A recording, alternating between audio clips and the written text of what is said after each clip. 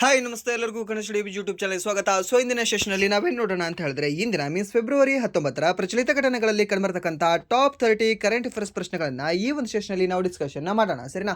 So ಹಾಗಾದ್ರೆ ಬನ್ನಿ ವಿಡಿಯೋನ ಸ್ಟಾರ್ಟ್ ಮಾಡೋಣ. ವಿಡಿಯೋ ಸ್ಟಾರ್ಟ್ ಮಾಡೋಕ್ಕಿಂತ ಮುಂಚೆ ವಿಡಿಯೋ ಕೊನೆವರೆಗೂ ನೋಡಿ ಅಂತ ಹೇಳಿದೆ. ಹಾಗೆ ವಿಡಿಯೋ ಕೊನೆವರೆಗೂ ನೋಡಿದ ನಂತರ ವಿಡಿಯೋ ಇಷ್ಟ ಆದರೆ ಪ್ಲೀಸ್ ವಿಡಿಯೋನ ಲೈಕ್ ಮಾಡಿ, ಸಬ್ಸ್ಕ್ರೈಬ್ ಮಾಡಿ. ಇಫ್ ನಿಮಗೆ ವಿಡಿಯೋ ಇಷ್ಟ ಆಗಿಲ್ಲ ಅಂದರೆ ಆಬ್ವಿಯಸ್ಲಿ ಡಿಸ್ಲೈಕ್ ಮಾಡಿ ಅಂತ ಹೇಳ್ತಾ, ಹಾಗೆ ನಾವು ಇಲ್ಲಿವರೆಗೂ ಮಾಡಿರ್ತಕ್ಕಂಥ ವೀಕ್ಲಿ ಕರೆಂಟ್ ಅಫೇರ್ಸ್ ಕ್ಲಾಸ್ ಆಗಿರಲಿ and then monthly current affairs class ಆಗಿರಲಿ ಆ್ಯಂಡ್ ದೆನ್ GK ಕ್ಲಾಸ್ ಆಗಿರಲಿ, ಯಾರು ನೋಡಿಲ್ಲ ಅಲ್ವಾ, ಪ್ಲೀಸ್ ನೀವು ಪ್ಲೇ ಲಿಸ್ಟಲ್ಲಿ ಹೋಗಿ ಚೆಕ್ ಮಾಡ್ಕೊಂಡು ನೋಡ್ಕೊಳ್ಳಿ. ಅದು ನಿಮಗೆ ಖಂಡಿತವಾಗ್ಲೂ ಸಹ ಉಪಯೋಗ ಆಗುತ್ತೆ. ಓಕೆ, ಆ್ಯಂಡ್ ದೆನ್ ನೆಕ್ಸ್ಟ್ ಇವಾಗ RRB ಡಿ ಗ್ರೂಪ್ ಅಪ್ಲಿಕೇಶನ್ ಸಹ ಮತ್ತೆ ಕರೆದಿದ್ದಾನೆ. ಆ್ಯಂಡ್ ದೆನ್ ನೆಕ್ಸ್ಟ್ ಇವಾಗ March 16 I think NTPC RRB NTPC graduate exam ಸಹ ಸ್ಟಾರ್ಟ್ ಆಗ್ತಾ ಇದ್ದಾವೆ ಸರ್. ಆ ಒಂದು NTPC ಎಕ್ಸಾಮ್ಗೂ ಸಹ ಈ ಒಂದು ಕರೆಂಟ್ ಅಫೇರ್ಸ್ ಏನಿದೆ ಅಲ್ವಾ ನಿಮಗೆ ಮೋಸ್ಟ್ ಇಂಪಾರ್ಟೆಂಟ್ ರೋಲ್ ಪ್ಲೇ ಮಾಡುತ್ತವೆ, ಸರಿನಾ? ಸೊ ಅದಕ್ಕೆ ಇದನ್ನು ಕ್ಲಾಸ್ಗಳನ್ನು ಒಂದು ಬಾರಿ ನೀವು ರಿವೈಸ್ನ ಮಾಡ್ಕೊಳ್ಳಿ. ಓಕೆ, ಸೊ ಎಲ್ಲ ಕ್ಲಾಸ್ಗಳನ್ನು.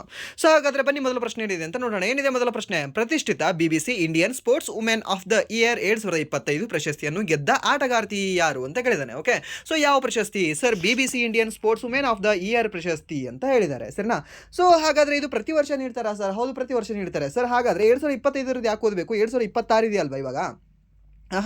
ಈ 2025 ಸಂಪೂರ್ಣ ವರ್ಷ ಏನಿದೆ ಅಲ್ವಾ, 2025 ಜನವರಿ 1ರಿಂದ 2025 ಡಿಸೆಂಬರ್ 31ರವರೆಗೆ ಯಾರು ದ ಬೆಸ್ಟ್ ಪ್ಲೇ ಮಾಡಿದ್ದಾರೆ ಅಂತ. ಓಕೆ, ಸೊ ಅವರ ಒಂದು ರೋಲ್ ಏನಿದೆ ಅಲ್ವಾ, ಮೀನ್ಸ್ ಆ ಒಂದು ಸ್ಪೋರ್ಟ್ಸಲ್ಲಿ ಯಾರು ಜಸ್ಟ್ ಚೆನ್ನಾಗಿ ಪ್ಲೇ ಮಾಡಿದ್ದಾರೆ ಅವರಿಗೆ ಈ ಒಂದು ಅವಾರ್ಡನ್ನು ನೀಡಲಾಗ್ತದೆ. ಸೊ ಅದಕ್ಕೆ ಈ ಒಂದು ಪ್ರಶಸ್ತಿ ಯಾವ ಒಂದು ವರ್ಷದಾಗಿದೆ ಅಂತ ಕೇಳಿದ್ರೆ 2025 ಹಾಗಾದರೆ ಇದನ್ನು ಗೆದ್ದಿರ್ತಕ್ಕಂಥ ಆಟಗಾರ್ತಿ ಯಾರಾಗಿದ್ದಾರೆ? ಆಪ್ಷನ್ ಎ PV ಸಿಂಧು ಅವರು, ಆಪ್ಷನ್ ಬಿ ಸ್ಮೃತಿ ಮಂದಾನ, ಆಪ್ಷನ್ ಸಿ ಮನು ಭಾಕರ್ ಅವರು, ಆಪ್ಷನ್ ಡಿ ಏನಿದೆ ಅಂದರೆ ಮೀರಾಭಾಯಿ ಚಾನು ಅಂತ ಇದ್ದಾರೆ ಹೆಸರನ್ನ. ಸೊ ಇದಕ್ಕೆ ಸರಿಯಾದ ಉತ್ತರ ಯಾವ್ದಾಗುತ್ತೆ? ಸೊ ಇದಕ್ಕೆ ಸರಿಯಾದ ಉತ್ತರ ಬಂದ್ಬಿಟ್ಟು ಆಪ್ಷನ್ ಬಿ ಅಂತ ಹೇಳ್ತೀವಿ. ಯಾರು? ನಮ್ಮ RCBಯ ಕ್ಯಾಪ್ಟನ್ ಈ ಸ್ಮೃತಿ ಮಂದಾನ ಅವರು ಅಂತ ಹೇಳ್ತೀವಿ ಹೆಸರನ್ನ. ಈ ಒಂದು WPL ಅಲ್ಲಿ ಈ 2026 ಕಿರೀಟವನ್ನು ಹೊತ್ತಿರತಕ್ಕಂಥ ರಾಣಿ ಯಾರು ಅಂತ ಕೇಳಿದ್ರೆ ಸ್ಮೃತಿ ಮಂದಾನ ಅಂತ ಹೇಳ್ತೀವಿ ಸರ್. ಸೊ ಇವರಿಗೆ ಈ BBC Indian sports women of the year ಪ್ರಶಸ್ತಿಯನ್ನು ನೀಡಿ ಗೌರವಿಸಲಾಗಿದೆ ಸರ್. ಸೊ ಇದು ಇಂಪಾರ್ಟೆಂಟ್ ಆಗುತ್ತೆ ನಿಮಗೆ. This is the 5 star question ಇದು ನಿಮಗೆ. It 5 star do nothing. ಹಾಗೆ ನೀವು ಇಟ್ 5 ಸ್ಟಾರ್ ಇದನ್ನು ನೆನ್ಪಿಟ್ಕೊಳ್ಳಿ ಅಷ್ಟೇ. ಓಕೆ, ಸೊ ಇದು ನೆನ್ಪಿಟ್ಕೊಳ್ಳಿ, ಯಾಕಂದರೆ ಕೇಳ್ತಾನೆ ಲಾಸ್ಟ್ RRB NTPCಲಿ CHSL ಎಕ್ಸಾಮಲ್ಲಿ ಆ್ಯಂಡ್ ದೆನ್ ನೆಕ್ಸ್ಟ್ ಈ GD ಎಕ್ಸಾಮಲ್ಲಿ ಆಗಿರಲಿ ಆ್ಯಂಡ್ ದೆನ್ ನೆಕ್ಸ್ಟ್ ಯಾವುದು ಅಂತ ಹೇಳ್ತೀವಿ ಈ RRB ಡಿ ಗ್ರೂಪ್ ಎಕ್ಸಾಮಲ್ಲಿ ಈ ಪ್ರಶ್ನೆನೇ ಕೇಳಿದ್ದಾನೆ ಸರ್. 2025 ಕೇಳಿದಾನ? ಇಲ್ಲ, ಯಾಕಂದರೆ ಅದನ್ನು ಕೊಟ್ಟಿರೋದೇ ಇವಾಗ 2 ಡೇಸ್ ಆಯಿತು. ಓಕೆ, ಕೊಟ್ಟು ಈ ಒಂದು ಪ್ರಶಸ್ತಿಯನ್ನು.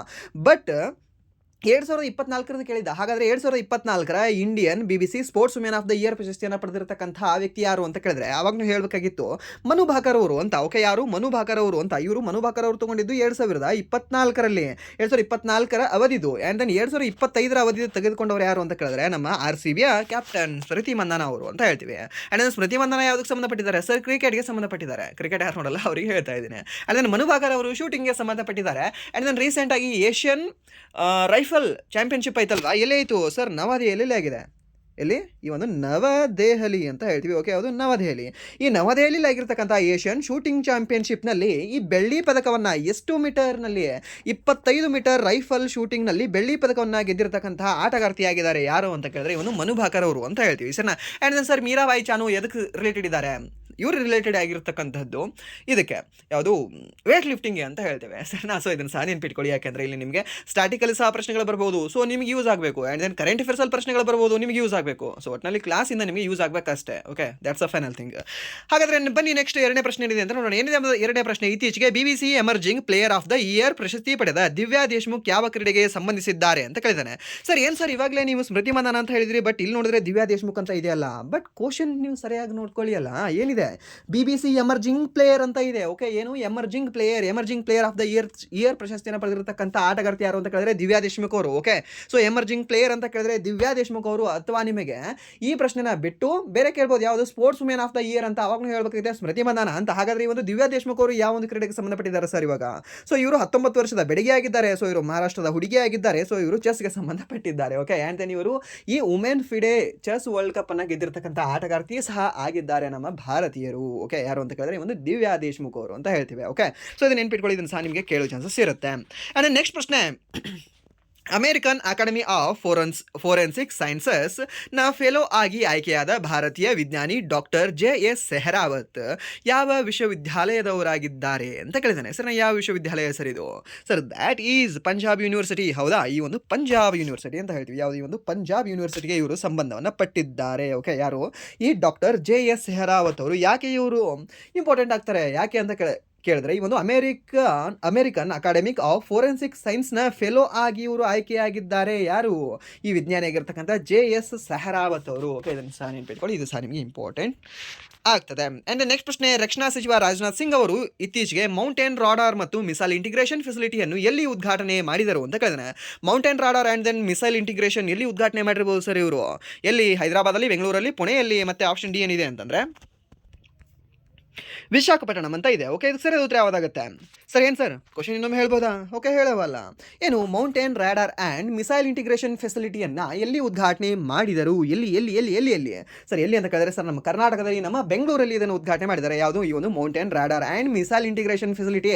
ಸೊ ನಿಮಗೆ ಗೊತ್ತಿರಲಿ, ಇವಾಗಲೇ ನಿಮ್ಗೆ ಹೇಳ್ತಿದ್ದೀನಿ. ಓಕೆ, ಸೊ ಇಲ್ಲೇ ಮತ್ತೆ ನೀವು ಕೆಟ್ಟಾಗಿ ಬೀಳ್ತೀರಾ. ಏನಂತ? ಫಸ್ಟ್ ಆಪ್ಷನ್ ಏನಾದರೂ ಲಡಾಖ್ ಅಂತ ಕೊಟ್ಟರೆ, ಅಥವಾ ಏನಾದರೂ ಫಸ್ಟ್ ಆಪ್ಷನ್ ನಿಮಗೆ ಈ ಅರುಣಾಚಲ್ ಪ್ರದೇಶದ ಯಾವುದೋ ಒಂದು ಪ್ರದೇಶವನ್ನು ಕೊಟ್ಟರೆ ಅದನ್ನು ಹಾಕೋ ಚಾನ್ಸಸ್ ಸಾಕಷ್ಟು ಇರುತ್ತೆ. ಯಾಕೆ ಅಂತಂದರೆ ಮೌಂಟೇನು ರಾಡಾರು, ಸೊ ಮೀನ್ಸ್ ಮೌಂಟೇನಲ್ಲಿ ಇರ್ತಕ್ಕಂಥ ರಾಡಾರು. ಸೊ ಇದು ಉತ್ತರ ಭಾರತಕ್ಕೆ ಸಂಬಂಧಪಟ್ಟಿದೆ. ಸೊ ಸ್ಪೆಷಲಿ ಹಿಲ್ಲಿ ಏರಿಯಾಗೆ ಸಂಬಂಧಪಟ್ಟಿದೆ. ಇದು ನಮ್ಮ ದಕ್ಷಿಣ ಭಾರತದ ಯಾವುದು ಸಹ ಆಗೋದಿಲ್ಲ ಅಂತ ಫಸ್ಟ್ ಎಲಿಮಿನೇಟ್ ಇದನ್ನೇ ಮಾಡ್ತೀರಾ ನೀವು. ಬೆಂಗಳೂರು, ಪುಣೆ ಆಗಿರಲಿ, ಹೈದರಾಬಾದ್ ಆಗಿರಲಿ, ಫಸ್ಟ್ ಲಡಾಖ್ ಅಂತ ಕೊಟ್ಟರೆ ಲಡಾಖ್ ಅಂತ ಆಪ್ಷನ್ ಹಾಕೋದೇ ಚಾನ್ಸಸ್ ಇರುತ್ತೆ ಜಾಸ್ತಿ. ಅದಕ್ಕೆ ಇದನ್ನು ನೀವು ಕನ್ಫ್ಯೂಷನ್ ಮಾಡ್ಕೊಳ್ಬೇಡಿ, ಇದನ್ನು ನೆನ್ಪಿಟ್ಕೊಳ್ಳಿ. ಯಾವುದು? Mountain radar and missile integration facility. Okay, so ಇದು ನಿಮಗೆ ಕ್ವಶನ್ ಎಕ್ಸಾಮ್ಗೆ ಬರ್ತಕ್ಕಂಥ ಸ್ಟ್ರಾಂಗ್ ಕ್ವಶನ್ ಆಗಿದೆ ನೋಡಿ ಇದು. ಓಕೆ, ಸೊ ಮೀನ್ಸ್ ಮೇಲೆ ಇರ್ತಕ್ಕಂಥ ಕ್ವಶನ್ಗಳು ಸಹ ಎಕ್ಸಾಮಿಗೆ ಬರ್ತವೆ. ಬಟ್ ಇದು ನಿಮಗೆ ಅದನ್ನು ನೀವು ಫೋಕಸ್ ಮಾಡ್ತೀರಾ, ಬಟ್ ಇದನ್ನು ಫೋಕಸ್ ಮಾಡಲ್ಲ. ಸೊ ಅದಕ್ಕೆ ಇದು ನೆನ್ಪಿಟ್ಕೊಳ್ಳಿ. ಓಕೆ, ಸೈನ್ಸ್ ಆ್ಯಂಡ್ ಟೆಕ್ಕಲ್ಲಿ ನಿಮಗೆ ಈ ಒಂದು ಪ್ರಶ್ನೆ ಕೇಳೋ ಚಾನ್ಸಸ್ ಇರುತ್ತೆ. ಓಕೆ, ಆ್ಯಂಡ್ ನೆಕ್ಸ್ಟ್ ಪ್ರಶ್ನೆ, ಭಾರತದಲ್ಲಿ 200 ಮೆಗಾವ್ಯಾಟ್ ಸಾಮರ್ಥ್ಯದ AI ಡಾಟಾ ಸೆಂಟರ್ ಮೂಲಸೌಕರ್ಯ ನಿರ್ಮಿಸಲು TCS, okay, Tata consultancy services ಅಂತ ಹೇಳಿದ್ವಿ, ಯಾವ ಅಮೆರಿಕನ್ ಚಿಪ್ ತಯಾರಿಕಾ ಕಂಪನಿಯೊಂದಿಗೆ ಪಾಲುದಾರಿಕೆ ಮಾಡಿಕೊಂಡಿದೆ ಅಂತ ಕೇಳಿದಾನೆ. ಯಾರು ಸರ್ ಇವರು? TCS ಅವರು. ಯಾವುದ್ರ ಜೊತೆಗೆ ಈ ಒಂದು ಒಪ್ಪಂದವನ್ನು ಮಾಡಿಕೊಂಡಿದ್ದಾರೆ ಸರ್? ಯಾವುದು ಅಂತ ಕೇಳಿದ್ರೆ ಸರ್, AMD ಕಂಪನಿಯಾ? ಹೌದು ಸರ್, ಈ ಒಂದು AMD ಕಂಪನಿ ಅಂತ ಹೇಳ್ತೀವಿ. ಯಾವುದು? ಈ ಒಂದು AMD ಕಂಪನಿ. ಓಕೆ, ಯಾವುದು? ಈ ಒಂದು AMD company. TCS sir, TCS ಅಂದರೆ ಏನೋ ನೆನಪು ಬರ್ತಾ ಇದೆಯಲ್ಲ, TCS ಕ್ವಶನ್ಸ್ಗಳನ್ನ ಓದ್ತಾ ಇದ್ವಿ SSC ಅವರು. ಏನು TCS sir? Tata consultancy services. So ಅವ್ರದ್ದು ಓದ್ತಾ ಇದ್ವಾ? ಈ SSCಯ ವೆಂಡರ್ ಯಾರಾಗಿದ್ರು ಅಂದರೆ ಪ್ರೀವಿಯಸ್ಲಿ TCS ಆಗಿತ್ತು. ಇವಾಗ ಯಾರಾಗಿದ್ದಾರೆ? ಈ ಅಯೋಗ್ಯ ಇಡಿಕ್ವಿಟಿಯವರಾಗಿದ್ದಾರೆ ನೋಡಿ. ಓಕೆ, ಸೊ ಅವ್ರ ಮೇಲೆ ಬೃಹತ್ ಬ್ಲೇಮ್ಗಳಿದ್ದಾವೆ. ಆಲ್ರೆಡಿ ಅವ್ರ ಮೇಲೆ ಕೇಸ್ಗಳಿದ್ದಾವೆ. ಬಟ್ ಆದರೂ ಸಹ ನಮ್ಮ ಕೇಂದ್ರ ಸರ್ಕಾರ ಆ್ಯಂಡ್ ದೆನ್ ನಮ್ಮ ಸೋ ಕಾಲ್ಡ್ ಬುದ್ಧಿವಂತರು ಏನಿದ್ದಾರೆ ಅಂದರೆ ಇವರಿಗೆ ಮಾರಾಟ ಮಾಡಿದ್ದಾರೆ. ವೆಂಡರ್ನ ಇವ್ರಿಗೆ ಕೊಟ್ಟಿದ್ದಾರೆ. ಯಾರಿಗೆ? ಇಡಿಕ್ವಿಟಿ ಅವರಿಗೆ. ಓಕೆ, ಸೊ ಅವರು ಸಖತ್ತಾಗಿ ಎಕ್ಸಾಮ್ ನಡೆಸ್ತಿದ್ದಾರೆ. SSC MTS ಎಕ್ಸಾಮ್ ಆಲ್ಮೋಸ್ಟ್ ಇವಾಗ ಮೋರ್ ದೆನ್ 150 ಸೆಂಟರ್ಗಳಲ್ಲಿ ಎಕ್ಸಾಮ್ ಕ್ಯಾನ್ಸಲ್ ಆಗಿದೆ. ಓಕೆ, ಆ್ಯಂಡ್ ದೆನ್ ಕೆಲವೊಂದು ಎಕ್ಸಾಮ್ಗಳದ್ದು ಅವ್ರದ್ದು ಹೇಗೆ ಅಂತಾರೆ, ಹಾಲ್ ಟಿಕೆಟ್ ಬಂದಿದೆ ಆ್ಯಂಡ್ ದೆನ್ ಹಾಲ್ ಟಿಕಲ್ಲಿ ಅಡ್ರೆಸ್ಸೇ ಇಲ್ಲ ರೀ. ಓಕೆ, ಜಸ್ಟ್ ಆ ಕೋಡ್ ಕೊಟ್ಟಿದ್ದಾರೆ 33301 ಆ್ಯಂಡ್ ದೆನ್ 22760 ಈ ಥರ ನಂಬರ್ ಬರುತ್ತೆ ಗೊತ್ತಾ, ಕೋಡ್ ಬರುತ್ತೆ ಗೊತ್ತಾ, ಈ ಒಂದು ವೆನ್ಯೂ ಕೋಡ್. ಸೊ ಆ ಕೋಡ್ ಕೊಟ್ಟಿದ್ದಾರೆ. ಕೋಡ್ ಹಾಕಿದ್ರೆ ಏನು ಗೂಗಲ್ ಹಾಕಿದ್ರೆ ಗೂಗಲ್ ಹೇಳ್ತಾ ಅದು ಅವ್ರು ಹೇಳಬೇಕಲ್ವ SSC ಅವರು. ಸೊ ಆ ಥರ ಆಗಿದೆ. ಓಕೆ, ಸೊ ಬಹಳ ಅಂದರೆ ಬಹಳ. ಆ್ಯಂಡ್ ದೆನ್ ಉತ್ತರಾಖಂಡದಲ್ಲಿ ನೀವು ನೋಡಿರ್ಬೋದು, ಯೂಟ್ಯೂಬಲ್ಲಿ ಟೆಲಿಗ್ರಾಮಲ್ಲಿ ನಿಮಗೆ ವಿಡಿಯೋಸ್ ಅಪ್ಲೋಡ್ ಮಾಡಿದೆ. ಧೋಕಾ ಮಾಡಿದ್ದಾರೆ ಅಲ್ಲೇ. ಓಕೆ, ಸೊ ಅಂಡರ್ಗ್ರೌಂಡಲ್ಲೇ ಕೂತ್ಕೊಂಡು ಅಲ್ಲೇ ಈ ಕಂಪ್ಯೂಟರ್ದು ಏನು ಪ್ರಾಕ್ಸಿ ಇದೆ ಅಲ್ವಾ, ಸೊ ಅದನ್ನು ಹ್ಯಾಕ್ ಮಾಡಿದ್ದಾರೆ, ಇಂಟರ್ನೆಟ್ ಪ್ರಾಕ್ಸಿ. ಓಕೆ, ಹ್ಯಾಕ್ ಮಾಡಿ ಅವ್ರ ಆನ್ಸರ್ನ ಇವರೇ ಹಾಕ್ತಿದ್ದಾರೆ, ಸ್ಟೂಡೆಂಟ್ಸ್ ಆನ್ಸರ್ಗಳನ್ನು. ಸೊ ಒಂದಕ್ಕೆ ಎಷ್ಟು? 10 ಲಕ್ಷಕ್ಕೆ ಒಂದು MTS ಜಾಬ್ ನೋಡಿ ಹಾಕಿ ಇವಾಗ. ಓಕೆ, ಆ್ಯಂಡ್ ನೆಕ್ಸ್ಟ್ ಪ್ರಶ್ನೆ, ವಹಿವಾಟಿನ ಸಮಯದಲ್ಲಿ OTPಗಳ ಕಿರಿಕಿರಿಯನ್ನು ತಪ್ಪಿಸಲು ಯಾವ ಹಣಕಾಸು ಸಂಸ್ಥೆಗಳು ಭಾರತದಲ್ಲಿ ಪಾಸ್ಕಿ ಸೇವೆಯನ್ನು ಪ್ರಾರಂಭಿಸಿದೆ ಅಂತ ಕೇಳಿದಾನೆ. ಓಕೆ ಸರ್, ಪಾಸ್ಕಿ ಅಂತಂದರೆ ಏನಂತ ಹೇಳ್ತೀವಿ ಹೇಳ್ಬೋದಾ? ಪಾಸ್ಕಿ ಅಂತಂದರೆ ಇವಾಗ ನೀವು ಯಾವುದಾದ್ರೂ ಒಂದು ನಂಬರ್ ಹಾಕ್ತೀರಾ. ಓಕೆ, ಸೊ ಇವಾಗ ನಿಮ್ಮದು ಅಥೆಂಟಿಕೇಷನ್ ಬೇಕಾಗಿರುತ್ತೆ. ಸೊ ಇವಾಗ ಲಾಗಿನ್ ಮಾಡಬೇಕಂದ್ರೆ ನಿಮ್ಮದು XYZ ನಿಮ್ಮ ನಂಬರ್ ಹಾಕ್ತೀರಾ. Okay, so 70 what ever number ಹಾಕ್ತೀರಾ. ಸೊ ನಂಬರ್ ಹಾಕಿದ ನಂತರ OTP ಕೇಳುತ್ತೆ. ಆ OTP ನಿಮಗೆ ಪ್ರತಿ ಬಾರಿಯೂ ಸಹ ಬರುತ್ತೆ. ಓಕೆ, ಪ್ರತಿ ಬಾರಿ ಸಹ ಬಂದಾಗ ಆ OTP ಆ ಮೊಬೈಲ್ ನಿಮ್ಮ ಕೈಯಲ್ಲೇ ಇರುತ್ತೆ ಅಂತ ಬೇಕಲ್ವಾ? ಓಕೆ, ಸೊ ಅದಕ್ಕೆ ಒನ್ ಟೈಮ್ ಏನು ಮಾಡ್ತಾನೆ, ಪಾಸ್ಕಿ ಅಂತ ಕೊಡ್ತಾನೆ. ಸೊ ಮೀನ್ಸ್ ಪಾಸ್ಕಿ ಅಂತಂದರೆ ಅದು ಸಹ ಒಂದು ರೀತಿ ಹೇಗಾಗುತ್ತೆ ಅಂದರೆ ಈ ಒಂದು ಪಾಸ್ವರ್ಡ್ ಥರನೇ ಆಗುತ್ತೆ. ಬಟ್ ನಂಬರ್ಗಳಿರ್ತವೆ, ಟೋಟಲಿ 6 ನಂಬರ್ಗಳಿರ್ತವೆ. ಆ ಒಂದು 6 ನಂಬರ್ಗಳು ನಿಮಗೆ 3 ಸೆಟ್ಟಲ್ಲಿ ಕೊಟ್ಟಿರ್ತಾನೆ.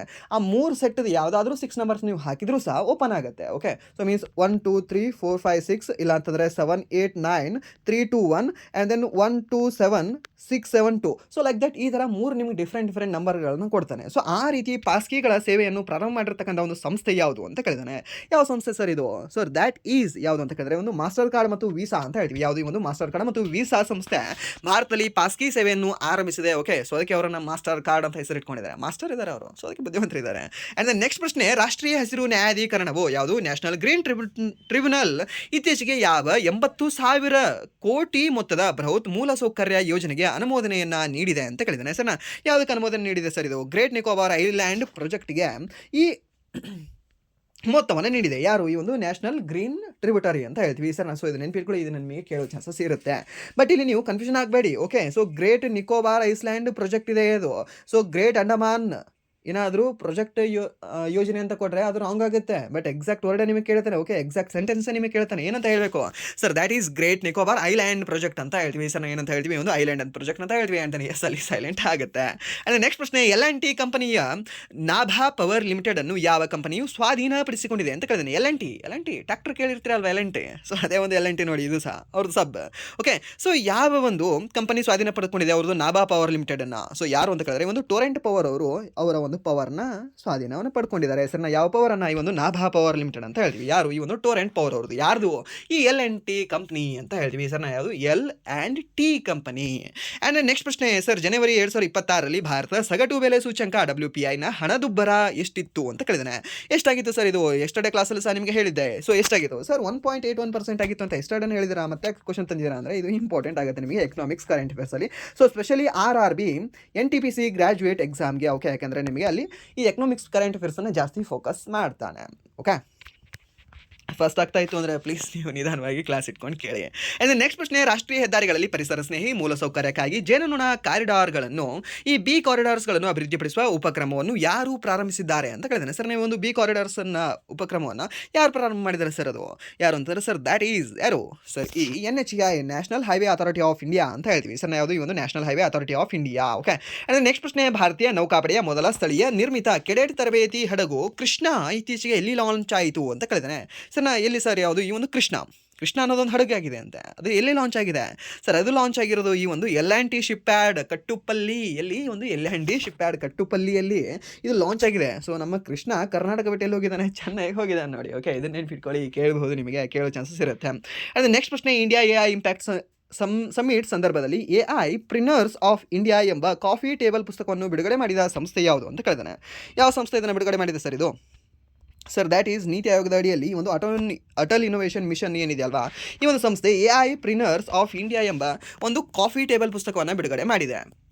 ಹೇಳಿದೆ ಇನ್ನೊಂದು ಇಲ್ಲಿ ದುರ್ದೈವ ಏನು ಅಂತಂದರೆ, ಈ ಇಂಡಿಯಾ AI ಇಂಪ್ಯಾಕ್ಟ್ ಸಮಿಟ್ ಏನಿದೆ ಅಲ್ವಾ, ಸೊ ಇಡೀ ಜಗತ್ತು ಏನು ಇಮ್ಯಾನ್ಯುವಲ್ ಮಾಕ್ರಾನ್ ಬಂದು ಮಾತಾಡ್ದ, ಏನೇನೋ ಮಾತಾಡ್ದ, ಇಂಡಿಯಾದ ಬಗ್ಗೆ ಹಾಗೆ ಹೇಳ್ದ, ಇಂಡಿಯಾ ಇದ್ರೇನೋ 10 ವರ್ಷದಲ್ಲಿ ಹಾಗಾಗಿದೆ ಹೀಗಾಗಿದೆ. ಓಕೆ, ಸೊ ಇದೇ ಇಂಡಿಯಾದಲ್ಲಿ ಇದೇ ಒಂದು ಇನೋವೇಷನ್ ಏನು ಮ್ಯೂಸಿಯಂ ಇದೆ ಅಲ್ವಾ, ಇಲ್ಲಿ ಏನು ಮಾಡಿದಾರಲ್ವ ಒಂದು ಸಮಿಟಲ್ಲಿ, ಈ ಸಮಿಟಲ್ಲಿ ಚೀನಾ ಮೇಡ್ ರೋಬೋಟ್ ತಂದು ನಮ್ಮ ಭಾರತೀಯ ಸಂಸ್ಥೆಗಳು ನಾವೇ ಮಾಡಿದ್ದೀವಿ ಅಂತ ಅಲ್ಲಿ ಪೋಸ್ ಕೊಟ್ಟಿದ್ದಾರೆ. ಓಕೆ, ಆ್ಯಂಡ್ ನೆಕ್ಸ್ಟ್ ನೀವು ಸ್ವಲ್ಪ ಸರ್ಚ್ ಮಾಡ್ಕೊಂಡು ನೋಡ್ಕೊಳ್ಳಿ, ಅಲ್ಲಿ ಏನೇನಿದಾವೆ ಅಂತಂದರೆ, ನೀವು ಇವನ್ 10th ಪ್ರಾಜೆಕ್ಟ್ ಸಹ ಅದಕ್ಕಿಂತ ಚೆನ್ನಾಗಿ ಮಾಡಿರ್ತೀರ, ಆ ಲೆವೆಲಲ್ಲಿ ಕೆಲವೊಂದು ಪ್ರಾಜೆಕ್ಟ್ನ ತಂದಿಟ್ಟಿದ್ದಾರೆ ಅಲ್ಲಿ. ಓಕೆ, ಸೊ ಅದಕ್ಕೆ 335 ಕೋಟಿನ ಖರ್ಚು ಮಾಡಿದ್ದಾರೆ. ಓಕೆ, ಮೀನ್ಸ್ ಎಷ್ಟು ದುಡ್ಡು ತಿಂದಿರಬೇಡ ಇವರು ಅಂತ. ಆ್ಯಂಡ್ ದೆನ್ ಒಬ್ಬ ಮಹಾ ವ್ಯಕ್ತಿ ಜಸ್ಟ್ ರೀಲ್ ಸಲುವಾಗಿ ಹೇಗೆ ಅಂತಂದರೆ 6 ಗಂಟೆ ಇಡೀ ಕ್ರೌಡ್ ಏನಿದೆ ಅಲ್ವಾ ಎಲ್ಲರನ್ನೂ ಸಹ ಕ್ಲೀನ್ ಮಾಡಿಸ್ತಾರೆ. ಸೊ ಹಾಗಾದರೆ ಅಲ್ಲಿ ಒಬ್ಬ IT ಎಂಪ್ಲಾಯ್ ಅವರು ವಿಡಿಯೋ ಮಾಡಿದ್ರು, ಒಂದು ಸಖತ್ತಾಗಿ ಇಷ್ಟ ಆಯ್ತು. ಅದು ಏನಂತಂದರೆ, ಸೊ ನೀನು ಬರ್ತಾ ಇದ್ದೆ ಅಂದರೆ ಮೊದಲೇ ನಮಗೆ ಹೇಳಬೇಕಾಗಿತ್ತಪ್ಪ, ನಾನು ಬರ್ತಾನೆ ಇರಲಿಲ್ಲ, ಸುಮ್ಮನೆ ನಾನು ಟೈಮ್ ವೇಸ್ಟ್ ಮಾಡ್ದಲ್ಲ ಅಂತ. ಓಕೆ, ಸೊ ಮೀನ್ಸ್ ಆ ರೀತಿ ನಾವು ಒಂದು ದೇಶದಲ್ಲಿ ಇದ್ದೀವಿ. AI ಓಕೆ ಚೆನ್ನಾಗಿದೆ, ಬಟ್ ಅದನ್ನು ಇಂಪ್ಲಿಮೆಂಟ್ ಮಾಡೋದು ಸಹ ಚೆನ್ನಾಗಿರಬೇಕು.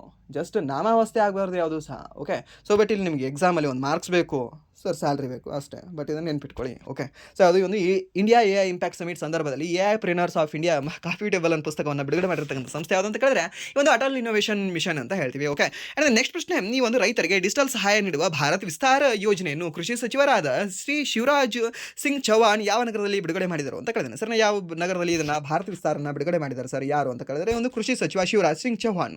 SSGDಗೆ ಓದ್ತಾ ಇರೋರು ಈ ಒಂದು ಕೃಷಿ ಸಚಿವ ಆಗಿರಲಿ ಆ್ಯಂಡ್ ದೆನ್ ಶಿಕ್ಷಣ ಸಚಿವ ಆಗಿರಲಿ, ಯಾವುದೇ ಒಂದು ಸಚಿವ ಇದ್ದಾರಲ್ವಾ, ಪ್ರತಿಯೊಬ್ಬ ಸಚಿವನ ಹೆಸರು ನೆನ್ಪಿಟ್ಕೊಳ್ಳಿ, ಯಾಕಂದರೆ ನಿಮಗೆ ಫಿಕ್ಸ್ ಒಂದು ಕ್ವಶನ್ ಬಂದೇ ಬರುತ್ತೆ ಅಲ್ಲಿಂದ. ಓಕೆ, ಸೊ ಈ ಒಂದು ಭಾರತ ವಿಸ್ತಾರನ ಯಾವ ಒಂದು ನಗರದಲ್ಲಿ ಬಿಡುಗಡೆ ಮಾಡಿದ್ದಾರೆ ಅಂತ. ಸೊ ಇದನ್ನು ಎಲ್ಲಿ ಬಿಡುಗಡೆ ಮಾಡಿದ್ದಾರೆ ಅಂದರೆ ಸರ್ ದ್ಯಾಟ್ ಈಸ್ ಇನ್ ಜೈಪುರ. ಹೆಸರನ್ನ ಎಲ್ಲಿ ಬಿಡುಗಡೆ ಮಾಡಿದ್ದಾರೆ ಅಂದರೆ ಈ ಒಂದು ಭಾರತ ವಿಸ್ತಾರನ ಜೈಪುರದಲ್ಲಿ ಬಿಡುಗಡೆಯನ್ನು ಮಾಡಿದ್ದಾರೆ. ಓಕೆ, ಅಲ್ಲಿ ಈ ಒಂದು ಜೈಪುರ. ಆ್ಯಂಡ್ ನೆಕ್ಸ್ಟ್ ಪ್ರಶ್ನೆ, ಭಾರತೀಯ ಚುನಾವಣಾ ಆಯೋಗವು ಈ ಇತ್ತೀಚೆಗೆ ವಾರ್ಷಿಕ ಕ್ರೀಡಾ ಸಪ್ತಾಹ 2026 ಎಲ್ಲಿ ಪ್ರಾರಂಭಿಸಿತು ಅಂತ ಕೇಳಿದಾನೆ. ಕ್ರೀಡಾ ಸಪ್ತಾಹ ಎಲ್ಲಿ ಪ್ರಾರಂಭ ಮಾಡಿದೆ ಸರ್ ಇದನ್ನು? ಎಲ್ಲಿ ಅಂತಂದರೆ sir that is in Navadehali, Commonwealth Games complex Navadehali ಅಂತ ಹೇಳ್ತೀವಿ. ಓಕೆ, ಎಲ್ಲಿ ಒಂದು ಗೇಮ್ಸ್ ಕಾಂಪ್ಲೆಕ್ಸ್ ನವದೆಹಲಿ. ಇಲ್ಲಾಂದರೆ ನಿಮಗೆ ಪ್ರಶ್ನೆ ಹೀಗೆ ಕೇಳಬಹುದು, ವಾರ್ಷಿಕ ಕ್ರೀಡಾ ಸಪ್ತಾಹ 2026 ಯಾವ ಸಂಸ್ಥೆ ಆಯೋಜನೆ ಮಾಡಿತ್ತು ಅಂತ. ಆಪ್ಷನ್ ಎ ಕ್ರೀಡಾ ಸಚಿವಾಲಯ ಅಂತ ಕೊಟ್ಟು, ಎರಡನೇ ಆಪ್ಷನ್ ಯುವ ಮತ್ತು ಕ್ರೀಡಾ ವ್ಯವಹಾರಗಳ ಸಚಿವಾಲಯ ಅಂತ ಕೊಟ್ಟು, ಆಪ್ಷನ್ ಸಿ ನಿಮಗೆ ಮಹಿಳಾ ಮತ್ತು ಮಕ್ಕಳ ಕಲ್ಯಾಣ ಇಲಾಖೆ ಅಂತ ಕೊಟ್ಟು, 4ನೇ ಆಪ್ಷನ್ ECI ಅಂತ ಕೊಟ್ಟರೆ ಈ ಸೆಯನ್ನು ಫಸ್ಟ್ ಎಲಿಮಿನೇಟ್ ಮಾಡ್ತಾರೆ ಎಲ್ಲರೂ ಸಹ. ಎಲ್ಲಿಗೆ ಎಲೆಕ್ಷನ್, ಎಲ್ಲಿ ಆಟ ಅಂತ. ಈ ನಮ್ಮ ದೇಶದಲ್ಲಿ ಎಲೆಕ್ಷನ್ ಅನ್ನೋದೇ ಒಂದು ದೊಡ್ಡ ಆಟ ಆಗಿದೆ. ಸೊ ಅದಕ್ಕೆ ನೆನಪಿಟ್ಕೊಳ್ಳಿ, ಕ್ರೀಡಾ ಸಪ್ತಾಹ ಅಂತ ನಿಮ್ಗೆ ನೆನಪುಳಿತದೆ ಅಷ್ಟೇ. ಅಂದರೆ ನೆಕ್ಸ್ಟ್ ಪ್ರಶ್ನೆ, ಕೋಟಕ್ ಮಹೀಂದ್ರಾ ಬ್ಯಾಂಕ್ ಇತ್ತೀಚೆಗೆ ಯಾರನ್ನು ತನ್ನ ಹೊಸ ಹೆಚ್ಚುವರಿ ಮತ್ತು ಸ್ವತಂತ್ರ ನಿರ್ದೇಶಕರನ್ನಾಗಿ ನೇಮಿಸಿದೆ ಅಂತ ಕೇಳಿದ್ದಾರೆ. ಹೆಸರನ್ನ ಯಾರು ನೇಮಕ ಮಾಡಲಾಗಿದೆ ಸರ್ ಇವರು? ಸರ್ ಕೋಟಕ್ ಅಂತಂದರೆ ಅವರು ಒಬ್ಬರೇ, ಯಾರು? ರಮೇಶ್ ಗಣೇಶ್ ಅಯ್ಯರ್ ಅಂತ ಹೇಳಬೇಕಾಗತ್ತೆ. ಯಾರು ಅಂತ ಕೇಳಿದ್ರೆ ಒಂದು ರಮೇಶ್ ಗಣೇಶ್ ಅಯ್ಯರ್ ಅವರನ್ನು ಈ ನಿರ್ದೇಶಕರನ್ನಾಗಿ ಮಾಡಿದೆ. ಓಕೆ, ದೆನ್ ನೆಕ್ಸ್ಟ್ ಒಂದು 5 ಸ್ಟ್ರಾಟಜಿಕ ಪ್ರಶ್ನೆಗಳನ್ನ ನೋಡ್ಕೊಳ್ಳೋಣ. ಓಕೆ, ನೋಡ್ಕೊಳ್ಳೋಣ ಬನ್ನಿ. ಏನು ನೀತಿ ಆಯೋಗದ ಈ ಪದನಿಮಿತ್ತ ಅಧ್ಯಕ್ಷರು ಯಾರಾಗಿರ್ತಾರೆ ಅಂತ? ಯಾರಾಗಿರ್ತಾರೆ? ನಮ್ಮ ಭಾರತ ಪ್ರಧಾನಮಂತ್ರಿನೇ ಆಗಿರ್ತಾರೆ. ನೀವು ಏನಾದರೂ ಇವತ್ತು ಪ್ರಧಾನಮಂತ್ರಿ ಆದರೆ ನೀವೇ ಅದರ ಅಧ್ಯಕ್ಷ ಆಗಿರ್ತೀರಾ. ಆ್ಯಂಡ್ ನೆಕ್ಸ್ಟ್ ಪ್ರಶ್ನೆ, ಜೇನು ಸಾಕಣೆ ಮತ್ತು ಜೇನುತುಪ್ಪದ ಉತ್ಪಾದನೆಯನ್ನು ಉತ್ತೇಜಿಸಲು ಭಾರತ ಸರ್ಕಾರವು ಯಾವ ಕ್ರಾಂತಿಯನ್ನು ಪ್ರಾರಂಭಿಸಿದೆ ಅಂತ ಹೇಳಿದ್ದೇನೆ. ಸರ್ ಜೇನುತುಪ್ಪ ಅಂತಂದರೆ ಸರ್ ಸಿಹಿ ಆಗಿರುತ್ತೆ, ಮೀನ್ಸ್ ಸ್ವೀಟ್ ರೆವಲ್ಯೂಷನ್ ಅಂತ ಹೇಳ್ತೀವಿ. ಸರ್ ಯಾವ ರೆವಲ್ಯೂಷನ್? ಈ ಒಂದು ಸ್ವೀಟ್ ರೆವಲ್ಯೂಷನ್ ಅಂತ ಹೇಳ್ತೇವೆ. ಅಂದರೆ ನೆಕ್ಸ್ಟ್ ಪ್ರಶ್ನೆ, ಭಾರತ ಪ್ರಸ್ತುತ CDS ಯಾರಾಗಿದ್ದಾರೆ ಅಂತ ಕೇಳಿದ್ದೇನೆ. ಸರ್ ನೀವು ಒಂದು CDS ಅಥವಾ ಈ ಒಂದು 2ನೇ CDS ಅಂತ ಕೇಳ್ಬೋದು ನಿಮಗೆ. ಸೊ ಅವಾಗ ನೀವು ಹೇಳಬೇಕಾಗುತ್ತೆ ಸರ್ ಜನರಲ್ ಅನಿಲ್ ಚೌಹಾಣ್ ಅವರು ಅಂತ ಹೇಳಬೇಕಾಗುತ್ತೆ. ಓಕೆ, ಆ್ಯಂಡ್ ದೆನ್ ಮೊದಲ CDS ಯಾರಾಗಿದ್ರು? BPN ರಾವತ್ ಅವರಾಗಿದ್ದರು. ಆ್ಯಂಡ್ ದೆನ್ ಇದೇ BPN ರಾವತ್ ಅವರು ಏನಿದ್ರಲ್ಲ, ಅವರ ಫ್ಯಾಮಿಲಿ ಸಮೇತವಾಗಿ ಈ ಹೆಲಿಕಾಪ್ಟ್ರಲ್ಲಿ, ಐ ಥಿಂಕ್ ಇನ್ ಚೆನ್ನೈಯಲ್ಲಿ. Okay, so in Chennai exactly. Okay, in ತಮಿಳುನಾಡಲ್ಲಿ ಇವರು ಏನಾಗ್ತಾರೆ, ಏರ್ ಕ್ರ್ಯಾಶಲ್ಲಿ ಇವರು ಡೆತ್ ಆಗ್ತಾರೆ. ಓಕೆ, ಯಾರು? ನಮ್ಮ ಭಾರತ ಮೊದಲ CDS ಅವರು. ಓಕೆ, ಸೊ 2ನೇ CDS ಯಾರು ಅಂತ ಕೇಳಿದ್ರೆ ಅವರು ಡೆತ್ ಆದ ನಂತರ ನೆಕ್ಸ್ಟ್ ಬಂದಿರ್ತಕ್ಕಂಥ ವ್ಯಕ್ತಿ ಒಂದು ಅನಿಲ್ ಚೌಹಾಣ್ ಅವರು ಅಂತ ಹೇಳ್ತೀವಿ. ಓಕೆ, ಸೊ ಇದನ್ನು ಸೌನ್ ನೆನ್ಪಿಟ್ಕೊಳ್ಳಿ. ಆ್ಯಂಡ್ ದೆನ್ ಹಾಗಾದರೆ ಈ ಒಂದು ಪಾಕಿಸ್ತಾನದ ಮೊದಲ CDS ಯಾರು ರೀ? ಆಯಿತಾ, ಇದಾನಲ್ಲ, ಮೀನ್ಸ್ ಯಾರು? ಆಸಿಮ್ ಮುನೀರ್. ಓಕೆ, ಆತ ನಮ್ಮ ಭಾರತದ್ದೇ ಕಾಪಿ ಮಾಡಿ ಅವರು ಏನು ಮಾಡಿದ್ದಾರೆ, CDS ಅಂತ ಹೊಸ ಒಂದು ಹುದ್ದೆಯನ್ನು ತಂದಿದ್ದಾರೆ. ಯಾರು? ಪಾಕಿಸ್ತಾನದವರು. ಓಕೆ, ಸೊ ಈ ಒಂದು ಪಾಕಿಸ್ತಾನದ ಮೊದಲ CDS ಯಾರು ಅಂತ ಕೇಳಿದ್ರೆ that is awesome Munir. Okay, awesome Munir. Okay, and next ಪ್ರಶ್ನೆ, ಭಾರತೀಯ ಕೃಷಿ ಸಂಶೋಧನಾ ಮಂಡಳಿಯ ಪ್ರಧಾನ ಕಚೇರಿಯಲ್ಲಿದೆ ಅಂತ ಕೇಳಿದ್ದಾನೆ. ಸರ್ ಈ ಒಂದು ICARನ ಒಂದು ಪ್ರಧಾನ ಕಚೇರಿಯಲ್ಲಿ ಕಂಡುಬರುತ್ತೆ ಸರ್. ಇದು ಕಂಡುಬರೋದು ಇನ್ ನವದೆಹಲಿ. ಓಕೆ, ಕಂಡುಬರುತ್ತೆ ಅಂದರೆ ಈ ಒಂದು ನವದೆಹಲಿಯಲ್ಲಿ ಕಂಡುಬರುತ್ತೆ. ಆ್ಯಂಡ್ ನೆಕ್ಸ್ಟ್ ಪ್ರಶ್ನೆ, ಮತದಾರರಲ್ಲಿ ಜಾಗೃತಿ ಮೂಡಿಸಲು ಪ್ರತಿ ವರ್ಷ ಭಾರತದಲ್ಲಿ ರಾಷ್ಟ್ರೀಯ ಮತದಾರರ ದಿನವನ್ನು ಯಾವಾಗ ಆಚರಿಸಲಾಗ್ತದೆ ಅಂತ ಕೇಳ್ತಾನೆ. ಯಾವಾಗ ಆಚರಣೆ ಮಾಡ್ತೀವಿ ಸರ್ ಪ್ರತಿ ವರ್ಷ ಮತದಾರರ ದಿನ? ಸರ್ ಜನವರಿ 25ಕ್ಕೆ ನಾವು ಪ್ರತಿ ವರ್ಷ ಮತದಾರರ ದಿನ ಅಂತ ಆಚರಣೆ ಮಾಡ್ತೀವಿ. ಆ್ಯಂಡ್ ನೆಕ್ಸ್ಟ್ ಪ್ರಶ್ನೆ, ನವದೆಹಲಿಯಲ್ಲಿ ಇತ್ತೀಚೆಗೆ ಶತಮಾನೋತ್ಸವವನ್ನು ಆಚರಿಸಿಕೊಂಡ ಓಲ್ ಚಿಕಿ ಲಿಪಿಯು ಯಾವ ಜನಾಂಗದ ಭಾಷಾ ಸಂಸ್ಕೃತಿಯ ಗುರುತಾಗಿದೆ ಅಂತ ಕೇಳಿದ್ದೇನೆ. ಓಕೆ, 100 ವರ್ಷ ಆಚರಣೆ ಮಾಡ್ಕೊಂಡಿದೆ ಅಂತ ಯಾವ ಒಂದು ಲಿಪಿ ಯಾವ್ದು ಸರ್? ಅದು ಓಲ್ ಚಿಕ್ಕಿ ಅನ್ನೋದು ಯಾವುದು ಅಂತ ಕೇಳಿದ್ರೆ ಯಾವೊಂದು ಜನಾಂಗಕ್ಕೆ ಸಂಬಂಧಪಟ್ಟಿದೆ ಅಂತ ಕೇಳಿದ್ರೆ ಅವಾಗ ನಾವು ಹೇಳಬೇಕಿದೆ ಸರ್ ದ್ಯಾಟ್ ಈ ಸಂಥಾಲ ಜನಾಂಗ ಅಂತ ಹೇಳಬೇಕಾಗುತ್ತೆ. ಸರ್ ಯಾವ ಜನಾಂಗ ಅಂದರೆ ಈ ಒಂದು ಸಂಥಾಲ ಜನಾಂಗ. ಓಕೆ, ಯಾವ ಜನಾಂಗ? ಈ ಒಂದು ಸಂಥಾಲ ಜನಾಂಗ. ಆ್ಯಂಡ್ ದೆನ್ ನೆಕ್ಸ್ಟ್ ಈ ಒಂದು ಸಂಥಾಲ ಎಲ್ಲಿ ಕಂಡು ಬರುತ್ತೆ ಸರ್? ಒಡಿಶಾದಲ್ಲಿ ಕಂಡು ಬರುತ್ತೆ ಮ್ಯಾಕ್ಸಿಮಮ್. ಆ್ಯಂಡ್ ದೆನ್ ಗೊಂಡ ಎಲ್ಲಿ ಕಂಡು ಬರುತ್ತೆ? ಗೊಂಡ ಮತ್ತು ಬಿಲ್ ನಿಮಗೆ ಕಂಡು ಬರೋದು ಈ ಒಂದು ಮಧ್ಯಪ್ರದೇಶದಲ್ಲಿ. ಆ್ಯಂಡ್ ದೆನ್ ಮುಂಡಾ ಕಂಡು ಬರೋದು ನಿಮಗೆ ಜಾರ್ಖಂಡಲ್ಲಿ ಕಂಡು ಬರುತ್ತೆ. ಆ್ಯಂಡ್ ದೆನ್ ನೆಕ್ಸ್ಟ್ ಪ್ರಶ್ನೆ, ಜನವರಿ 2026 ದತ್ತಾಂಶದ ಪ್ರಕಾರ ಭಾರತದ ನಿರುದ್ಯೋಗ ದರವು ಕಳೆದ 3 ತಿಂಗಳ ಗರಿಷ್ಠ ಮಟ್ಟವಾದ ಶೇಕಡಾ ಎಷ್ಟನ್ನು ತಲುಪಿದೆ ಅಂತ ಕೇಳಿದ್ದಾನೆ. ಓಕೆ, ಎಷ್ಟಿದೆ ಸರ್ ಇದು ನಿರುದ್ಯೋಗ ದರ? ಕೇಳ್ತಾನೆ ನೋಡಿ ಇದನ್ನು ನಿಮಗೆ. ಲಾಸ್ಟ್ ಕೇಳಿದ್ದ ಯಾವ ಎಕ್ಸಾಮಲ್ಲಿ? RRB NTPC ಗ್ರ್ಯಾಜುಯೇಟ್ ಎಕ್ಸಾಮಲ್ಲಿ. ಓಕೆ, ಸೊ ಇವಾಗ ಇದನ್ನು ಮತ್ತೆ ಬಂದಿದೆ ಅಂದರೆ ನ್ಯೂಸಲ್ಲಿ ಮತ್ತೆ ಕೇಳೋ ಚಾನ್ಸಸ್ ಇರುತ್ತೆ. ಸೊ ಎಷ್ಟು ಪರ್ಸೆಂಟ್ ಇದೆ? 4.5%, 5.5%, 5% ಅಂದರೆ 6% ಕೊಟ್ಟಿದ್ದಾನೆ. ಸೊ ಇದಕ್ಕೆ ಸರ್ ಉತ್ತರ ಎಷ್ಟಾಗುತ್ತೆ ಅಂದರೆ 5% ಅಂತ ಹೇಳ್ತೀವಿ. ಸರ್ ಎಷ್ಟು? ಈ ಒಂದು 5%. ಓಕೆ, ಸೊ ಇದನ್ನು ನೆನ್ಪಿಟ್ಕೊಳ್ಳಿ, ಯಾಕೆಂದರೆ ನಿರುದ್ಯೋಗ ದರ ಇಂಪಾರ್ಟೆಂಟ್ ಆಗುತ್ತೆ. ಓಕೆ, ಇದನ್ನು ಬಿಡುಗಡೆ ಮಾಡ್ತಕ್ಕಂಥ ಸಂಸ್ಥೆ ಯಾವುದು ಅಂದರೆ NSSO ಅಂತ ಹೇಳ್ತೀವಿ. Okay, sample survey. Okay, so ಇದನ್ನು ಸಹ ನೆನ್ಪಿಟ್ಕೊಳ್ಳಿ. ಆ್ಯಂಡ್ ನೆಕ್ಸ್ಟ್ ಪ್ರಶ್ನೆ, ರಕ್ಷಣಾ ಸಚಿವ ರಾಜನಾಥ್ ಸಿಂಗ್ ಅವರು ಇತ್ತೀಚೆಗೆ ಬೆಂಗಳೂರಿನ ಭಾರತ್ ಎಲೆಕ್ಟ್ರಾನಿಕ್ಸ್ ಲಿಮಿಟೆಡಲ್ಲಿ ಯಾವ ಹೊಸ ಸೌಲಭ್ಯವನ್ನು ಉದ್ಘಾಟಿಸಿದರು ಅಂತ? ಯಾವ ಒಂದು ಸೌಲಭ್ಯವನ್ನು ಉದ್ಘಾಟನೆ ಮಾಡಿದ್ದಾರೆ ಸರ್ ಇವರು? ಯಾವುದು ಅಂತ ಹೇಳಿದ್ರೆ ಒಂದು ಮಿಸೈಲ್ ಇಂಟಿಗ್ರೇಷನ್ ಫೆಸಿಲಿಟಿಯನ್ನು ಉದ್ಘಾಟನೆ ಮಾಡಿದ್ದಾರೆ. ಆ್ಯಂಡ್ ನೆಕ್ಸ್ಟ್ ಪ್ರಶ್ನೆ, ಬಾಂಗ್ಲಾದೇಶದ 13ನೇ ಸಂಸತ್ ಚುನಾವಣೆಯಲ್ಲಿ 297 ಸ್ಥಾನಗಳ ಪೈಕಿ 209 ಸ್ಥಾನಗಳನ್ನು ಗೆದ್ದು ಪ್ರಧಾನಮಂತ್ರಿಯಾಗಿ ಪ್ರಮಾಣವಚನ ಸ್ವೀಕರಿಸಿದವರು ಯಾರು ಅಂತ ಕೇಳಿದ್ರೆ ಈ ಒಂದು BNP ಪಕ್ಷದ, ಬಾಂಗ್ಲಾದೇಶ್ ನ್ಯಾಷನಲಿಸ್ಟ್ ಪಾರ್ಟಿ ಪಕ್ಷದ ಅಧ್ಯಕ್ಷರಾಗಿರ್ತಕ್ಕಂಥ ತಾರಿಕ್ ರೆಹಮಾನ್ ಅವರು ಅಂತ ಹೇಳ್ತೀವಿ. ಮೀನ್ಸ್ ಈ ಒಂದು ತಾರಿಕ್ ರೆಹಮಾನ್ ಅವರು ನೂತನ ಈ ಪ್ರಧಾನಮಂತ್ರಿಯಾಗಿ ಆಯ್ಕೆಯಾಗಲಿದ್ದಾರೆ. ಯಾವ ದೇಶಕ್ಕೆ? ಈ ಒಂದು ಬಾಂಗ್ಲಾದೇಶಕ್ಕೆ. Okay, so and then next ಇದಕ್ಕಿಂತ ಹಿಂದೆ ಯಾರಿದ್ರು? ಹಸೀನಾ ಅವರಿದ್ದರು. ಓಕೆ, ಸೊ ಅದು ಸರ್ ನಿಮ್ಗೆ ಗೊತ್ತಿರಲಿ ಅವ್ರು ಯಾವ ಪಕ್ಷಕ್ಕೆ ಸಂಬಂಧಪಟ್ಟಿದ್ರು? ಸರ್ ಅವಾಮಿ ಲೀಗ್ಗೆ ಸಂಬಂಧಪಟ್ಟಿದ್ದರು. ಓಕೆ, ಆ್ಯಂಡ್ ನೆಕ್ಸ್ಟ್ ಪ್ರಶ್ನೆ, 6ನೇ ಫ್ರಾನ್ಸ್ ರಕ್ಷಣಾ ಸಂವಾದದ ಸಂದರ್ಭದಲ್ಲಿ ಯಾವ ನಿಖರ ಆಯುಧವನ್ನು ಭಾರತದಲ್ಲಿ ಜಂಟಿಯಾಗಿ ಉತ್ಪಾದಿಸಲು ಒಪ್ಪಂದ ಮಾಡಿಕೊಳ್ಳಲಾಗಿದೆ ಅಂತ ಕೇಳಿದಾನೆ. ಸರ್ ಯಾವುದು ಒಂದು ಆಯುಧ ಸರ್ ಅದು? ಯಾವುದು ಅಂತ ಕೇಳಿದ್ರೆ ಒಂದು ಹ್ಯಾಮರ್ ಅಂತ ಹೇಳ್ತೀವಿ. ಯಾವುದು? ಈ ಒಂದು ಹ್ಯಾಮರ್. ಆ್ಯಂಡ್ ನೆಕ್ಸ್ಟ್ ಪ್ರಶ್ನೆ, ವಿಶಾಖಪಟ್ಟಣದಲ್ಲಿ ನಡೆದ ಮಿಲನ್ 2026 ಬಹುರಾಷ್ಟ್ರೀಯ ನೌಕಾ ವ್ಯಾಯಾಮದಲ್ಲಿ ಎಷ್ಟು ದೇಶಗಳು ಭಾಗವಹಿಸಿದವು ಅಂತ ಕೇಳಿದಾನೆ. ಓಕೆ, ಒಂದು ಮಿಲನ್ 2026 ಅಲ್ಲಿ ಎಷ್ಟು ದೇಶಗಳು ಭಾಗವಹಿಸಿದವೆ ಸರ್? ಎಷ್ಟು ದೇಶಗಳು ಅಂತ ಕೇಳಿದ್ರೆ ಸರ್ ದ್ಯಾಟ್ ಈಸ್ 70ಕ್ಕೂ ಹೆಚ್ಚು ದೇಶಗಳು ಇದರಲ್ಲಿ ಭಾಗವಹಿಸಿದವೆ. ಸರ್ ಎಷ್ಟು? 70ಕ್ಕೂ ಹೆಚ್ಚು ದೇಶಗಳು ಅಂತ ಹೇಳ್ತೀವಿ, 70+. ಆ್ಯಂಡ್ ನೆಕ್ಸ್ಟ್ ಪ್ರಶ್ನೆ, ಈ ಒಂದು ಕೊಯಮತ್ತೂರಿನಲ್ಲಿ ನಡೆದಿರ್ತಕ್ಕಂಥ ಈ ಸದ್ಗುರು ಜಗ್ಗಿ ವಾಸುದೇವ್ ಅವರು ರಾಷ್ಟ್ರೀಯ ಸೇವೆಗಾಗಿ ಇತ್ತೀಚೆಗೆ ಪರಿಚಯಿಸಿದ ಹೊಸ ಗೌರವ ಪ್ರಶಸ್ತಿ ಹೆಸರೇನು ಅಂತ ಕೇಳಿದ್ದಾನೆ. ಸರ್ ಏನಾಗಿದೆ ಸರ್ ಆ ಒಂದು ಪ್ರಶಸ್ತಿ ಹೆಸರು? ದ್ಯಾಟ್ ಈಸ್ ಭವ್ಯ ಭಾರತ್ ಭೂಷಣ ಪ್ರಶಸ್ತಿ ಅಂತ ಹೇಳ್ತೀವಿ. ಯಾವುದು? ಈ ಒಂದು ಭವ್ಯ ಭಾರತ್ ಭೂಷಣ ಪ್ರಶಸ್ತಿ. ಓಕೆ, ಏನು? ಭವ್ಯ ಭಾರತ ಭೂಷಣ ಪ್ರಶಸ್ತಿಯನ್ನು ಕೊಡ್ತಾರೆ ಅಂತೆ. ಸರಿನಾ? ಯಾರು? ಈ ಈಶಾ ಫೌಂಡೇಶನ್. ಓಕೆ, ಸೊ ಈ ಒಂದು ಈಶಾ ಫೌಂಡೇಶನ್ ಅವರು ಕೊಡ್ತಾರೆ. ಸೊ ಅದರ ಒಂದು ಮುಖ್ಯಸ್ಥರು ಯಾರಿದ್ದಾರೆ, ಇದೇ ಒಂದು ಜಗ್ಗಿ ವಾಸುದೇವನವರು ಅಂತ ಹೇಳ್ತೇವೆ. ಆ್ಯಂಡ್ ನೆಕ್ಸ್ಟ್ ಪ್ರಶ್ನೆ, T20 ಕ್ರಿಕೆಟ್ ಇತಿಹಾಸದಲ್ಲಿ 518 ಪಂದ್ಯಗಳಲ್ಲಿ 700 ವಿಕೆಟ್ಗಳನ್ನು ಪಡೆದ ಮೊದಲ ಬೌಲರ್ ಎಂಬ ದಾಖಲೆ ಬರೆದ ಅಫ್ಘಾನಿಸ್ತಾನದ ಆಟಗಾರ ಯಾರು sir? That is the magical spell of Rashid Khan. Okay, ಯಾರು ಅಂತ ಹೇಳ್ತೀವಿ, ಒಂದು ರಶೀದ್ ಖಾನ್ ಅವರು ಅಂತ ಹೇಳ್ತೇವೆ. Okay, I think he's 26 aged person ಅನಿಸುತ್ತೆ. ಓಕೆ, ಮೀನ್ಸ್ 26 ವರ್ಷದವರೇನೋ ಆಗಿದ್ದಾರೆ ಇವರು. ಯಾಕಂದರೆ ಈ ಸಹ ಕೇಳೋ ಚಾನ್ಸಸ್ ಸ್ವಲ್ಪ ಇರುತ್ತೆ, ಸ್ವಲ್ಪ ನೀವು ಚೆಕ್ ಮಾಡ್ಕೊಳ್ಳಿ. ಓಕೆ, ಎಕ್ಸಾಕ್ಟ್ ಇಲ್ಲ, ಐ ಥಿಂಕ್ 26. ಓಕೆ, ಸೊ ಇದು ಕೇಳ್ತಾನೆ ನಿಮಗೆ. ಬಟ್ ಅದನ್ನು ಏಜ್ ಕೇಳಿಲ್ಲ ಅಂದ್ರೆ ಸಹ ನಿಮಗೆ ಇದನ್ನು ಕೇಳ್ತಾನೆ ನೋಡಿ. 518 ಪಂದ್ಯಗಳಲ್ಲಿ 700 ವಿಕೆಟ್ಗಳನ್ನು ಪಡೆದಿರ್ತಕ್ಕಂಥ ವಿಶ್ವದ ಮೊದಲ ಬೌಲರ್ ಯಾರು T20 ಅಂತ?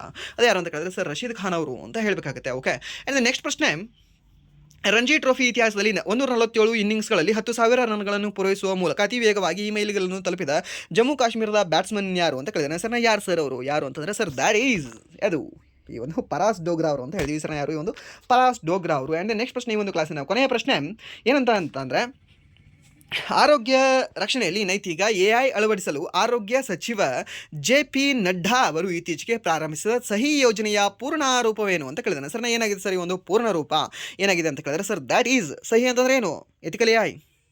ಯಾರು ಇದನ್ನು ಪ್ರಾರಂಭ ಮಾಡಿದ್ದಾರೆ? Sir JP Nadda. ಹಾಗಾದರೆ ಒಂದು ಸಹಿಯನ್ನು ಒಂದು ಫುಲ್ ಫಾರ್ಮ್ ಏನು ಅಂತ? ಸರ್ ಸಹಿದು ಒಂದು ಫುಲ್ ಫಾರ್ಮ್ ನೀವು ಕಮೆಂಟ್ ಮಾಡ್ಬೋದಾ? ಓಕೆ, ಸೊ ಇದನ್ನು ನೀವು ಹೋಮ್ವರ್ಕ್ ಆಗಿ ತೊಗೊಳ್ಳಿ, ಆ್ಯಂಡ್ ದೆನ್ ಹೋಮ್ವರ್ಕ್ ಆಗಿ ಇದನ್ನು ಕಮೆಂಟ್ ಮಾಡಿ ಅಂತ ಹೇಳ್ತಾ, ಸೊ ಇಲ್ಲಿವರೆಗೂ ಕ್ಲಾಸ್ ಕೇಳೋದಕ್ಕಾಗಿ ಫಸ್ಟ್ ಆಫ್ ಆಲ್ ಧನ್ಯವಾದಗಳು. ಆ್ಯಂಡ್ ದೆನ್ ಇಲ್ಲಿವರೆಗೂ ವಿಡಿಯೋ ನೋಡಿ ನಿಮಗೆ ಏನಾದರೂ ವಿಡಿಯೋ ಇಷ್ಟ ಆಗಿದ್ದರೆ ಪ್ಲೀಸ್ ವಿಡಿಯೋನ ಲೈಕ್ ಮಾಡಿ, ಸಬ್ಸ್ಕ್ರೈಬ್ ಮಾಡಿ. ಇಫ್ ನಿಮಗೆ ವಿಡಿಯೋ ಇಷ್ಟ ಆಗಲಿಲ್ಲ ಅಂದರೆ ಸೊ ಬೆಸ್ಟ್ ಡಿಸ್ಲೈಕ್ ಮಾಡಿ ಅಂತ ಹೇಳ್ತಾ ವಿಡಿಯೋನ ಇಲ್ಲಿಗೆ ಏನು ಮಾಡ್ತಿದ್ದೀನಿ. Once again thank you so much.